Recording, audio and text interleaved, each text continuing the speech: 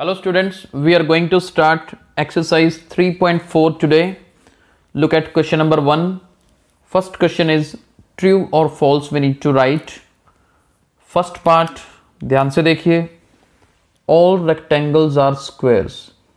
क्या हम सभी rectangles को squares बोल सकते हैं? नहीं बोल सकते, so this is false. हमने ये concepts अपने पिछले लेक्चर में किए थे. अगर किसी ने लास्ट लेक्चर नहीं देखा है तो प्लीज़ उस लेक्चर को जरूर देखिए.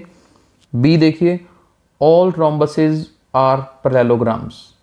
बिल्कुल ठीक, दिस इज ट्रू, क्योंकि रोम्बस की भी ऑपोजिट साइड्स पैरेलल होती हैं, बल्कि इसकी तो सारी साइड्स इक्वल भी होती हैं, राइट. तो सभी प्रॉपर्टीज पैरेललोग्राम वाली रोम्बस में आती हैं. It is true. सी देखिए, all squares are rhombuses and also rectangles. This is also true. क्यों? क्योंकि हमें पता है रोम्बस की चारों साइड्स इक्वल होती है ना, तो स्क्वायर की भी होती हैं. रेक्टेंगल की चारों एंगल 90 के होते हैं, स्क्वायर के भी होते हैं. रेक्टेंगल की ऑपोजिट साइड्स इक्वल होती हैं, स्क्वायर की भी होती हैं, राइट. तो प्रॉपर्टीज स्क्वायर में रोम्बस और रेक्टेंगल दोनों की आती हैं, so this is true. D, all squares are not parallelograms. False. क्यों फॉल्स? क्योंकि देखिए स्क्वायर की ऑपोजिट साइड्स पैरेलल होती हैं, तो मतलब सभी स्क्वायर्स पैरेललोग्राम होने चाहिए, इसलिए ये फॉल्स है. ई देखिए, all kites are rhombuses. False. देखिए काइट की हमने अपने पिछले लेक्चर्स में काइट वाला टॉपिक कवर किया है. काइट्स की कंजक्टिव दो साइड्स आपस में जैसे ये होती है काइट, ये देखिए, ये साइड इसके इक्वल होती है, ये साइड इसके इक्वल होती है, तो हम हर काइट को रोम्बस नहीं कह सकते, राइट. इसलिए ये फॉल्स होगा. आगे देखिए, ऑल रोम्बसेज आर काइट्स. अब रोम्बस क्या होती है? रोम्बस ये रही, तो वो प्रॉपर्टीज में आ जाती है. देखो रोम्बस की तो चारों साइड्स इक्वल होती है, तो ये वाली अपने आप इसकी होगी, ये वाली इसके भी होगी, इनफैक्ट चारों ही इक्वल होगी, तो यहां पर ट्रू आएगा, राइट. तो ये डिफरेंस समझना है हमने कि सभी काइट्स जो हैं वो रोम्बस नहीं हो सकती, लेकिन हर रोम्बस को हम काइट बोल सकते हैं. इसके बाद देखिए, ऑल पैरेललोग्राम्स आर ट्रेपीजियम्स. क्या सभी पैरेललोग्राम्स को ट्रेपीजियम कह सकते हैं? देखिए ट्रेपीजियम में क्या होता है, एक पेयर ऑपोजिट साइड्स का इक्वल होना चाहिए. यहाँ तो दोनों ही हैं, एक एक्स्ट्रा ही है, तो ये भी क्या होगा? ट्रू होगा. All squares are trapeziums. ये भी बिल्कुल ठीक, क्योंकि इसमें भी वो सारी प्रॉपर्टीज आती हैं जो काइट में आनी चाहिए. तो हमारे पास यहाँ पर अगर ट्रू की बात करें तो बी ऑप्शन ट्रू है, सी ऑप्शन ट्रू है, इसके बाद एफ, जी और एच, ये पार्ट्स ट्रू हैं और बाकी के पार्ट्स फॉल्स हैं, राइट. आई होप ये प्रॉब्लम्स आपको मुश्किल नहीं लगी होंगी. अगर आपने पिछले लेक्चर अच्छे से सुने हैं, समझा है उनको, तो कोई प्रॉब्लम नहीं आई होगी. चलिए सेकंड क्वेश्चन पे चलते हैं. चलिए सेकंड क्वेश्चन देखिए, identify all the quadrilaterals that have 4 sides of equal length. ऐसी क्वाड्रिलेटरल्स के नाम बताइए जिनकी चारों साइड्स इक्वल होती हैं, राइट. तो ये हमने पढ़ा है अभी पिछले लेक्चर में. चारों साइड्स इक्वल किस किस की होती हैं जी? एक तो होती है रोम्बस की, right. All the 4 sides of rhombus are equal. इसके अलावा स्क्वायर. तो ये 2 क्वाड्रिलेटरल ऐसी हैं जी जिनकी चारों साइड्स क्या होती हैं? इक्वल होती हैं. तो फर्स्ट पार्ट का आंसर आएगा रोम्बस और स्क्वायर. सेकंड पार्ट देखिए, 4 राइट एंगल्स. चारों एंगल 90 डिग्री के हों, ऐसी कौन सी हैं? एक तो देखिए हमने रेक्टेंगल पढ़ी, रेक्टेंगल के चारों एंगल्स 90 डिग्री के होते हैं. और इसके अलावा स्क्वायर, स्क्वायर के भी चारों एंगल्स 90 डिग्री होते हैं, right. Let's move to question number 3. चलिए थर्ड क्वेश्चन देखिए, explain how a square is a quadrilateral. इसके 4 पार्ट्स हैं. फर्स्ट पार्ट है कि स्क्वायर क्वाड्रिलेटरल क्यों है. रीजंस बताने हैं हमें यहां पर. देखिए इसका रीजन क्या होगा? सबसे पहले देखिए क्वाड्रिलेटरल कौन सी होती है? क्वाड्रिलेटरल जिसकी 4 साइड्स हो. तो स्क्वायर की कितनी साइड्स होती हैं? 4 साइड्स ही होती है ना. तो इसका आंसर क्या होगा? A square is 4-sided so it is a quadrilateral. तो बड़ा सिंपल सा आंसर इसका हम लिख सकते हैं, कोई मुश्किल नहीं है, क्योंकि स्क्वायर की 4 साइड्स होती हैं, तो इसीलिए इसको क्वाड्रिलेटरल, ऑब्वियसली ये क्वाड्रिलेटरल है। सेकंड पार्ट देखिए, सेकंड पार्ट है पैरेललोग्राम। अब इसमें हमें क्या बताना है कि बताइए, explain how a square is a parallelogram. Square parallelogram क्यों है? अब इसका आंसर देखिए, रीजन इसका, ये एक्चुअली रीजंस मेंशन करने हैं हमें। इसका रीजन देखिए, a square has its opposite sides. Square की ऑपोजिट साइड्स पैरेलल होती है ना। A square has its opposite sides parallel, so it is a parallelogram. So it is a parallelogram. क्योंकि पैरेललोग्राम की डेफिनेशन ही क्या कहती है कि ऑपोजिट साइड्स पैरेलल होनी चाहिए। स्क्वायर की ऑपोजिट साइड्स पैरेलल होती हैं, तो इसलिए इसको पैरेललोग्राम भी कह सकते हैं। Third, rhombus. अब रोम्बस क्यों है? अब देखो, रोम्बस की प्रॉपर्टी दिमाग में आनी चाहिए। अब रोम्बस की चारों साइड्स इक्वल होती है ना। जिस क्वाड्रिलेटरल की चारों साइड्स इक्वल आ जाएं उसे रोम्बस कहते हैं। तो अब स्क्वायर की भी तो चारों साइड्स इक्वल हैं, तो इसलिए हम यहां पे क्या लिखेंगे, देखिए, सिंस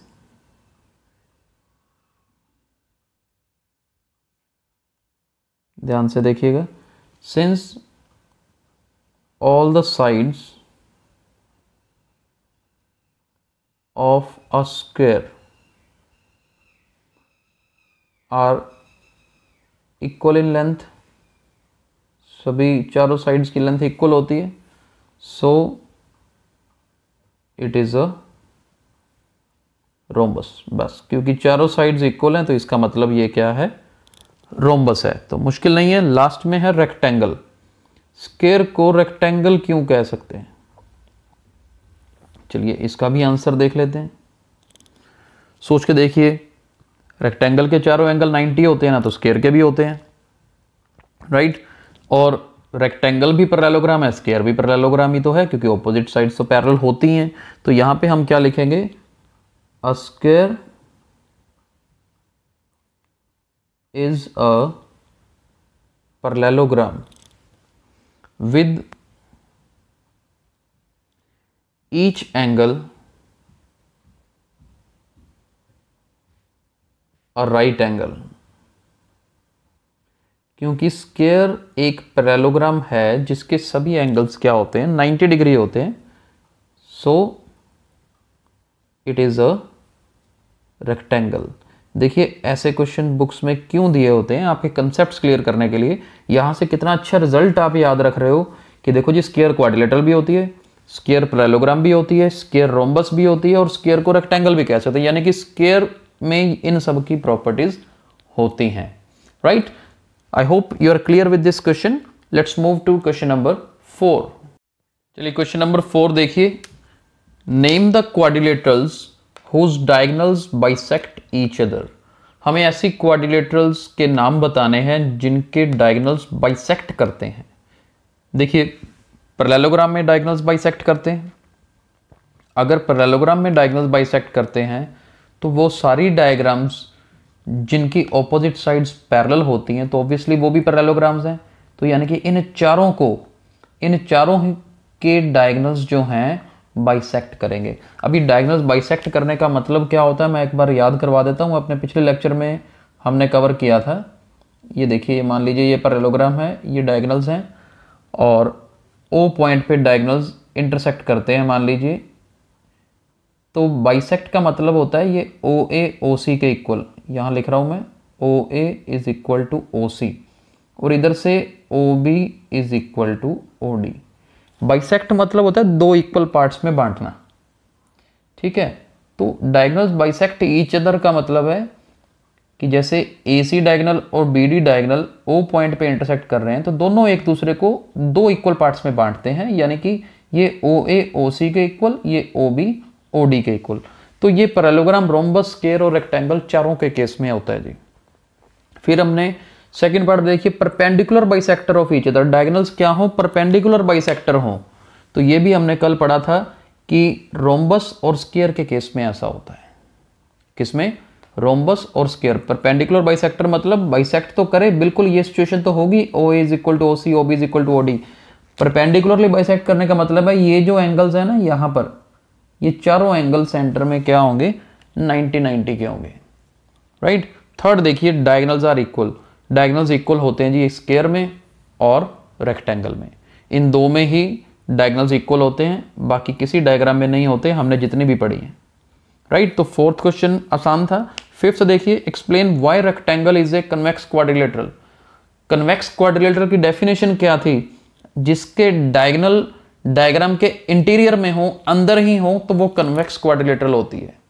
अब देखिए यहां पर रेक्टेंगल में क्या है? Since both diagonals of a rectangle lie in its interior, इसके अंदर ही आते हैं, they lie in its interior, so it is a convex quadrilateral, इसलिए ये क्या है? कन्वेक्स क्वाड्रिलेटरल है। चलिए लास्ट क्वेश्चन करते हैं इस एक्सरसाइज का। चलिए सिक्स्थ क्वेश्चन स्टेटमेंट रीड करिए। ABC is a right angle triangle. ये देखिए ये ABC, ये हमें राइट एंगल ट्रायंगल दे रखी है, and O is the mid point of the side opposite to right angle. Right angle के ऑपोजिट ये जो AC साइड है, OAC का मिड पॉइंट दे रखा है, यानी कि ये जो OA है ये किसके इक्वल है? OC के। इतना हमें गिवन है। Explain why O is equidistant from A, B and C। Explain करो कि O जो है A से, B से और C से इक्वल डिस्टेंस पे क्यों है। देखिए A से और C से तो गिवन है, मेन बात है कि वो B से क्यों है, या OB, OA, OC सारे बराबर क्यों हैं, ये हमें प्रूव करना है। और हिंट दे रखा है, the dotted lines are drawn additionally to help you. ये हमारे लिए डॉटेड लाइन स्पेशली ड्रॉ करके दे दी हैं। एक्चुअल में ये कंस्ट्रक्शन पोर्शन होता है, कंस्ट्रक्ट करके क्या किया है कि BA के पैरेलल CD ड्रॉ कर दी, BC के पैरेलल AD ड्रॉ कर दी, और BO को एक्सटेंड कर दिया D तक, तो ये कुल मिला के एक रेक्टेंगल बना दी है। कंस्ट्रक्शन करके जो इन्होंने हमें हिंट दे दिया है, रेक्टेंगल बना दी है। अब रेक्टेंगल बनाने से, रेक्टेंगल में देखिए ध्यान से क्या होता है, जब हमारे पास ये पैरेलल ड्रॉ करके रेक्टेंगल बना दी है, रेक्टेंगल बनाने से रेक्टेंगल के डायगोनल्स क्या होते हैं? इक्वल होते हैं, ये हमने पढ़ा है। रेक्टेंगल क्या डायगोनल्स क्या होते हैं? इक्वल होते हैं। यानी यहां पर देखिए मैं क्या लिख रहा हूं, AC किसके इक्वल है? BD के। हम यहां पे लिखते हैं diagonals of a rectangle are equal, right. Diagonals equal होते हैं। और क्या चीज हमारे पास है? देखिए डायगोनल्स बाइसेक्ट भी तो करते हैं। डायगोनल्स क्या करते हैं? बाइसेक्ट भी करते हैं। मैं पहले AC को क्या लिख रहा हूं यहां पर, देखिए AC को मैं OA, पूरी AC को देखना, OA प्लस OC लिख दूं, देयर इज नो डिफरेंस। इधर से BD को क्या लिख सकते हैं? OB plus OD, right, split करके लिख दिया। अब मेरे पास OA और OC ये दोनों तो इक्वल दे रखे हैं, दिखा ना, O is the mid point of side, O तो AC का मिड पॉइंट है, यानी कि OA और OC दोनों इक्वल हैं। तो मैं क्या करता हूं, OA प्लस OC की जगह पे OA लिख लेता हूं, क्योंकि दोनों डिस्टेंस तो बराबर ही हैं। और डायगोनल्स क्या करते हैं? बाइसेक्ट करते हैं। डायगोनल बाइसेक्ट करते हैं ना। डायगोनल बाइसेक्ट करने का मतलब ये जो OB है ये OD के इक्वल है। तो मैं एक काम करता हूं, OD की जगह पर OB लिख देता हूं, और यहां पर लिख देते हैं डायगोनल्स बाइसेक्ट ईच अदर।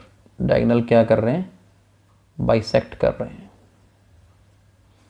हमने जो यहाँ पर रेक्टेंगल लिखा है ना, ये एक्चुअली पैरेललोग्राम है। जब हमने इसको इसके पैरेलल किया तो ऑटोमेटिक रेक्टेंगल बन गई थी, क्योंकि एंगल 90 डिग्री आ गया था। अभी देखिए डायगोनल बाइसेक्ट, अब OA प्लस OA क्या होगा? 2 times OA, OB plus OB 2 times OB।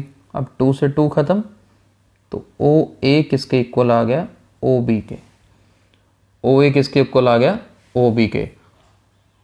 But